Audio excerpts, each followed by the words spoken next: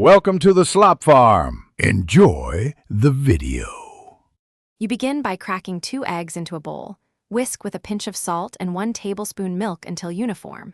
While whisking, heat a non-stick pan to medium so it's ready the moment you finish. The pan temperature controls texture. Add 1/2 tablespoon butter or oil and swirl to coat. Once it melts and shimmers, pour the eggs in. You move quickly because timing matters.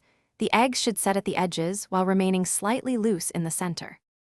Once the eggs hit the pan, stir gently for the first 20 to 30 seconds to distribute heat, then stop so curds can form. Make sure to reduce heat if browning occurs. Sprinkle cheese and preheated fillings across the center so melting happens evenly. This is why fillings should be warm. When the omelet is mostly set, but still slightly creamy on top, fold it into thirds or flip edge to edge to create a flat layer. This makes the sandwich neat and melts the cheese through.